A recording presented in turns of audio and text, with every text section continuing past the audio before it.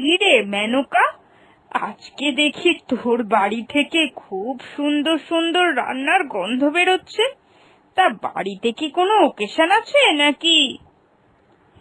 হ্যাঁ গো দিদি, আজকে আমাদের বিয়ে হয়েছিল।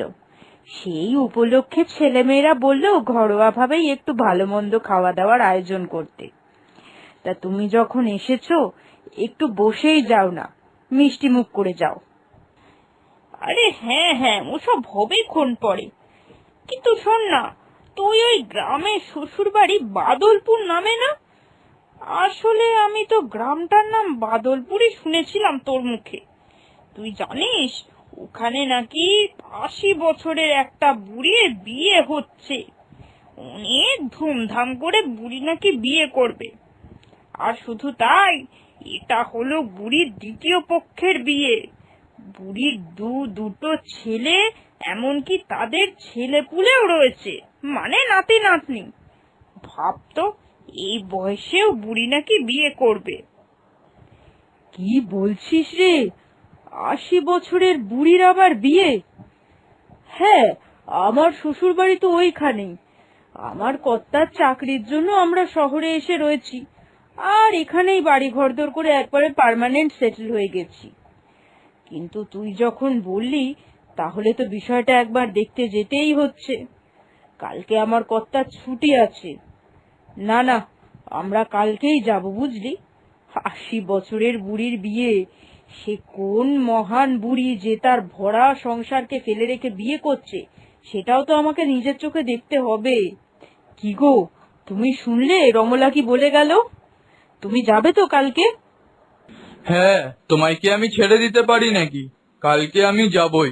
আর ছেলেদেরকেও বলো, যদি ওদের অফিসের ছুটি থাকে, আমরা সবাই মিলেই যাব।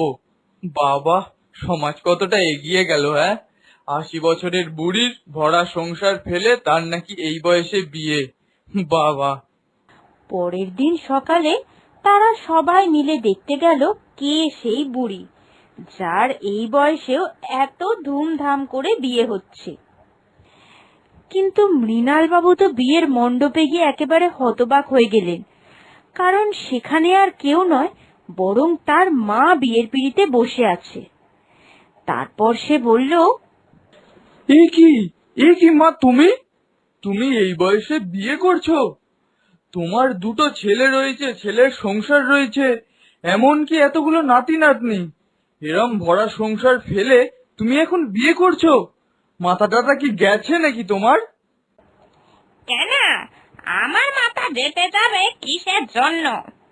আমি খুব ভালো করে জানি আমার বয়স কতটা, আর আমার নিজের বলতে ঠিক কে কে রয়েছে। তোরা যেমন নিজেদের সংসার গুছিয়ে আনন্দে থাকতে পারছিস, তাহলে আমি কেন পারবো না?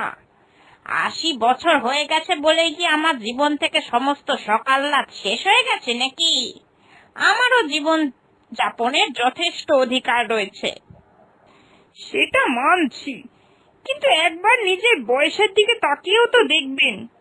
এই বয়সে আপনি বিয়ের পিঁড়িতে বসেছেন। সমাজের লোকজন তো আমাদেরকে থুতু দেবে। একবারও আপনি আমাদের কথা ভাবলেন না? তোমাদের কথা ভাবতে গিয়ে কি আমি আমার নিজের জীবনটাকে শেষ করে দেব নাকি? আমার ওকে খুব পছন্দ হয়েছে, সেই জন্যই আমি ওকে আমার পাত্র হিসাবে নির্বাচন করেছি। জানি না কোন রাজপুরুষকে দেখে আপনার এতটাই ভালো লেগে গেল যে একেবারে বিয়ে করবেন বলে সিদ্ধান্ত নিয়ে নিলেন। যে বয়সে আপনার নাতি নাতনিদের নিয়ে খেলা করার কথা, সেই বয়সে আপনি আপনার ভালোবাসার ফুল চারিদিকে ছড়িয়ে বেড়াচ্ছেন। আপনার কি ভীমরতি ধরেছে নাকি? তোমরা তো থাকো সেই শহরে, নাতি নাতনিদের কাছে পেলে তারপরে তো তাদেরকে নিয়ে খেলাধুলা করবো নাকি? আর এই শোনো, আমার বিয়েতে ভাঙচি দিতে এসো না। আমি যখন ঠিক করেছি যে আমি ওকে বিয়ে করব, তার মানে আমি ওকেই বিয়ে করব। না, এই বিয়ে আমরা কিছুতেই মেনে নিচ্ছি না। আপনি একটু বোঝার চেষ্টা করুন। মানছি আপনার নিজের জীবন যাপনের অধিকার রয়েছে, নিজের জীবন আপনি ভালোভাবে কাটাতে চান, কিন্তু এটা তো মানুন যে আপনার সঙ্গে আরো কতগুলো জীবন জড়িয়ে রয়েছে। আপনি কিছু উল্টোপাল্টা করলে আমাদেরও তো সম্মানে লাগবে। সমাজ কি সবকিছু ভালো চোখে মেনে নেয়? মৃণালের যখন 10 বছর ছিল তখনই ওর বাবা এই পৃথিবীর মায়া ত্যাগ করে চলে গিয়েছিলেন। তখন থেকেই দুটো দুধের বাচ্চাকে আমি একা হাতে বড় করেছি। কোনো সমাজ আমার পাশে এসে কিন্তু দাঁড়ায়নি। ছেলে যেই বড় হয়ে গেল অমনি ছেলে কি করলো, বিয়ে করে বড় চাকরি পেয়ে শহরে চলে গেল। ভাবলো না যে গ্রামে তার বুড়ি মা পড়ে রয়েছে, শেষ বয়সে সে একা একা কিভাবে থাকবে। তখন তো তোমাদের একবারও আমার কথা মনে পড়েনি যে তোমাদের সংসারে এই মাকে নিয়ে যাই। তাহলে যখন আমি নিজের জীবন সাজাতে চলেছি তখন তোমাদের আমার কথা মনে পড়েছে, তাই না? তখন তো ভাবনি যে আমার জীবনের সঙ্গে তোমাদের জীবন জড়িয়ে। যেই আমি বিয়ে করতে যাচ্ছি তখন তোমার মনে হলো যে আমার জীবনের সঙ্গে তোমাদের জীবন জড়িয়ে, তাই তো? এই কথা শুনে মৃণালবাবু ও তার স্ত্রীর মাথা একেবারে হেঁট হয়ে গেল। তারা নিজেদের ভুল বুঝতে পারলেন, আর তারা বুঝতে পারল যে সত্যি তো তার মায়েরও তো জীবনে বাঁচার অধিকার রয়েছে। ঠিক আছে, তোমরা যখন চাইছই না যে এই বিয়ে আমি করি, আমি এই বিয়ে করব না। তবে হ্যাঁ, এই গ্রামের বাড়িতেও আমি আর থাকবো না। আমার যেদিকে দু চোখ চাই আমি সেই দিকে চলে যাব। তোমাদের কাউকে আমার কথা ভাবতে হবে না। না না মা, আমরা আমাদের নিজেদের ভুলটা বুঝতে পেরেছি।